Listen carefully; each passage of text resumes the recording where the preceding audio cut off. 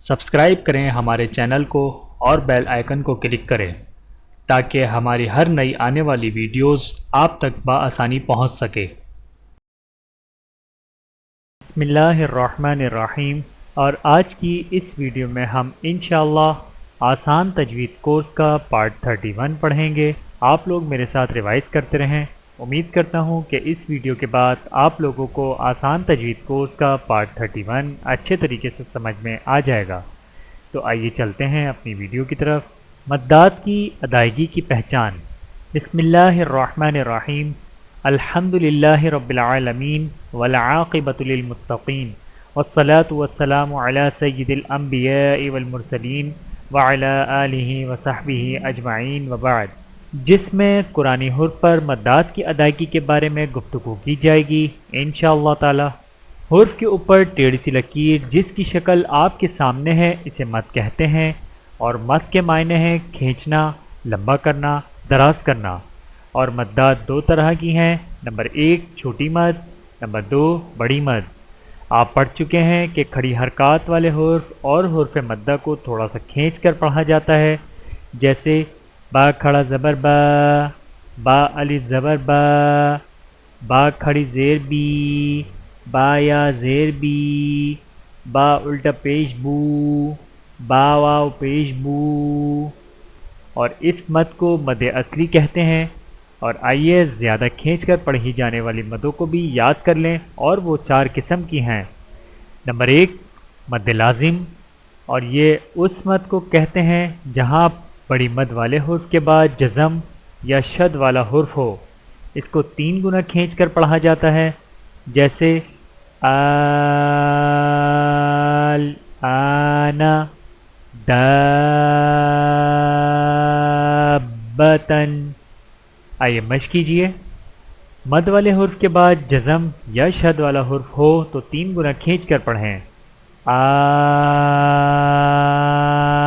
آنا، آل،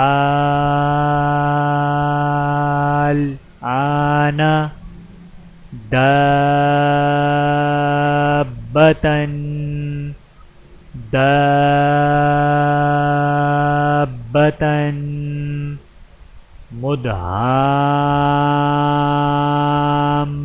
مدہامتانی،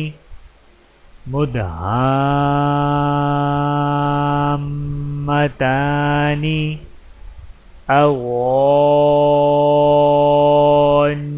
اغنین،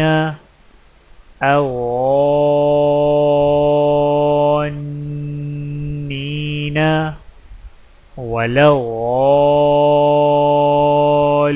ولغالین، ولغالین۔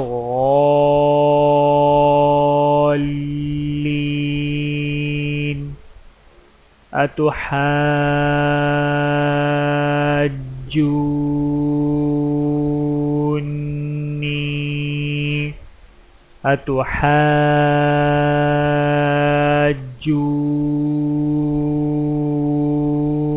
اتحاجونی۔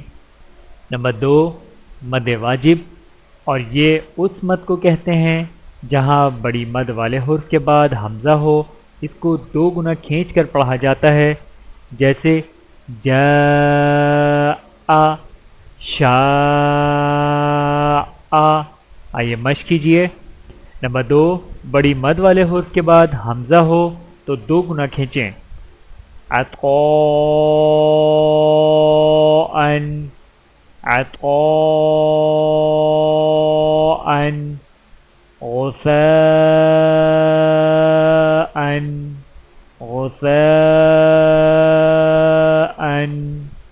سیء، سیء،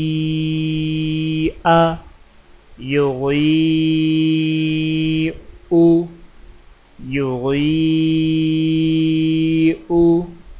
سوء، سوء، قروء،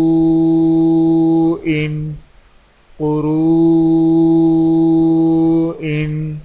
میرے محترم عزیزو، آج کی اس ویڈیو میں اتنا ہی۔ ملتے ہیں اگلی ویڈیو میں پارٹ 32 کے ساتھ۔ تب تک کے لیے اجازت دیجیے، اللہ حافظ۔ ویڈیو دیکھنے کا بہت شکریہ۔ مزید ویڈیوز دیکھنے کے لیے ہمارے چینل کو سبسکرائب کریں۔ اگر ویڈیو پسند آئے تو لائک کریں۔ اچھی بات کو دوسروں تک پہنچانا صدقہ جاریہ ہے۔ جزاکم اللہ خیرا کثیرا۔ اپنا اور اپنے پیاروں کا بہت زیادہ خیال رکھیے گا اور مجھے دعاؤں میں یاد رکھیے گا۔ Take care. اللہ حافظ۔